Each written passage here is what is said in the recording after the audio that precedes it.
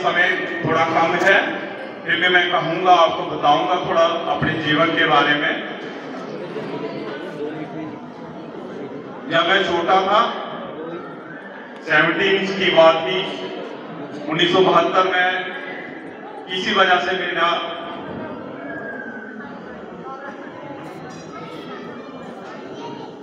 बाजू फ्रैक्चर हो गया था।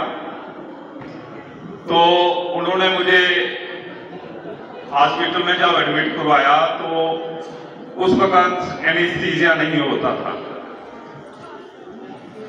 जो इंजेक्शन द्वारा लिया जाता था, और लोकल एनेस्थीसिया नहीं होता था। तो उन्होंने मुझे ईथर सुंघाया।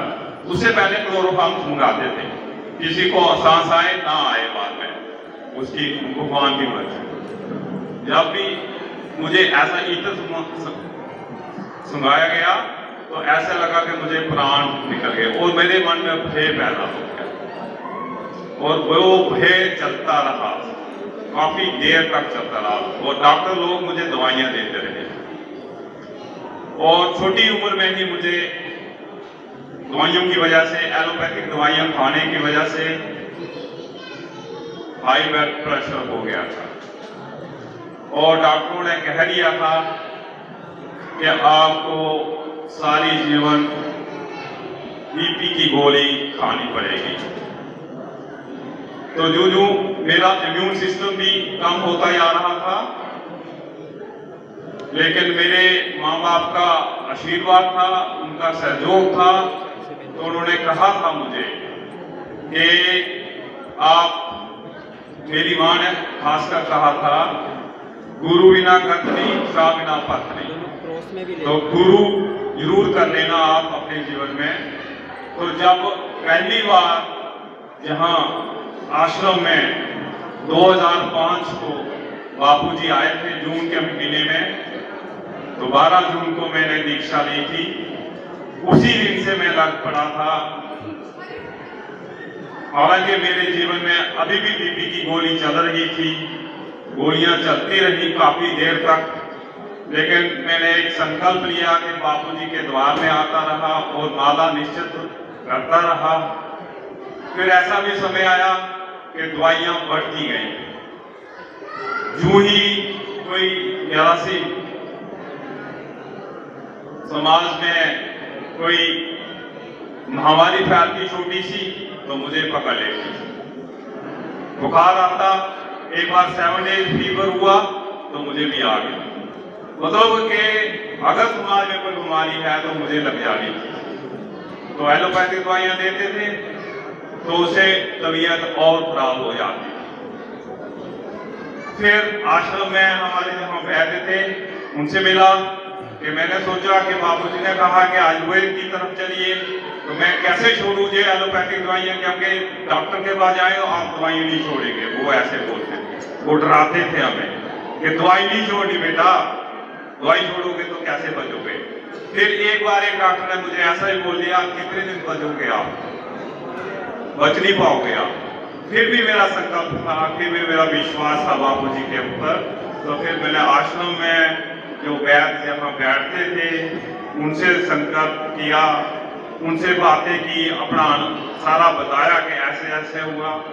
तो उन्होंने विभिन्न प्रकार की दवाइयाँ आयुर्वेद की दी, और साथ में मैं एलोपैथिक थोड़ी थोड़ी लेता रहा, क्योंकि अगर छोड़ देता तो फिर हो सकता था, ऐसे मन में भय था कि हो सकता कि पता नहीं क्या हो जाना है मेरे साथ। लेकिन एक विश्वास था, तो हमने मैंने दवाइयाँ जो थी आश्रम से आयुर्वेद की ली, और वो भी मैं कम करता गया। फिर ऐसा हुआ कोई भगवान की मर्जी थी और गुरुजी की कृपा थी, उनकी करुणा कृपा से मैंने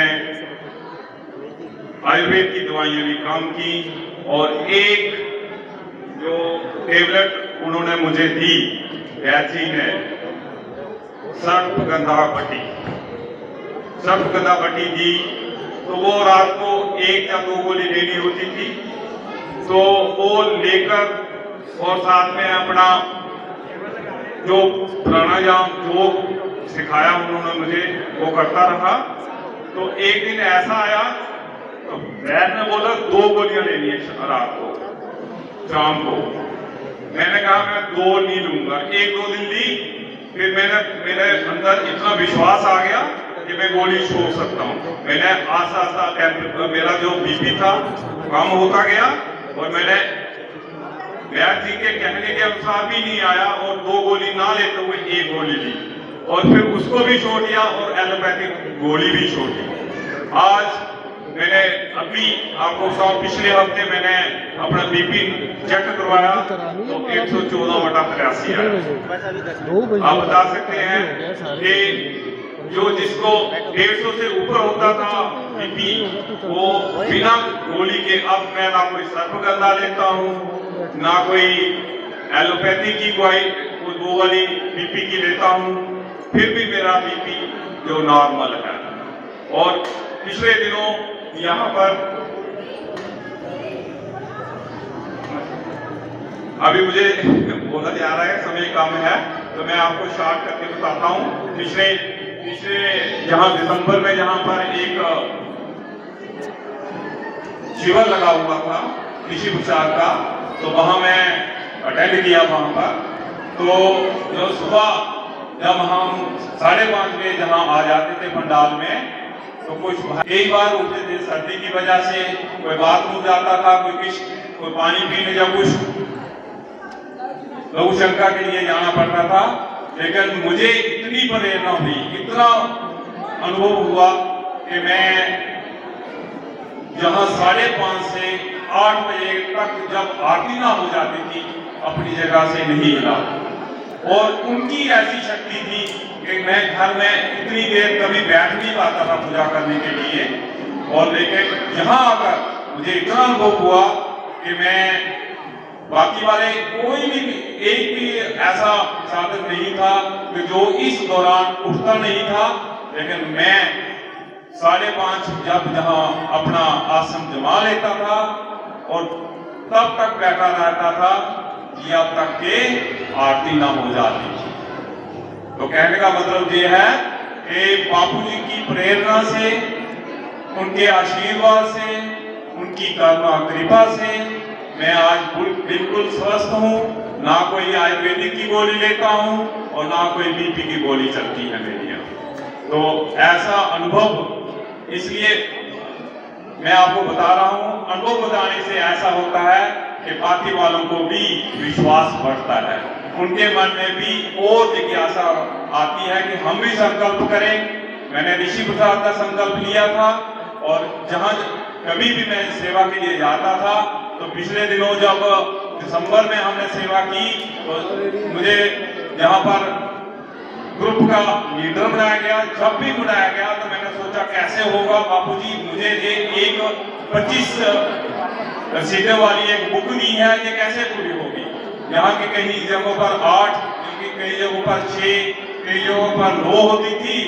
तो एक बार जब हम गए तो इस जगह पर थे जहाँ पर बहुत मुश्किल था, वहां पर भी मैंने 25 दस्ते बना लिए और दूसरी बार भी 25 दस्ते बनाए। तो मैं आप सभी को कहता हूं कि अगर आप भी संकल्प लें, आज ऋषि प्रसाद जो सम्मेलन है, तो संकल्प से हम अपने जीवन को सुधार देना।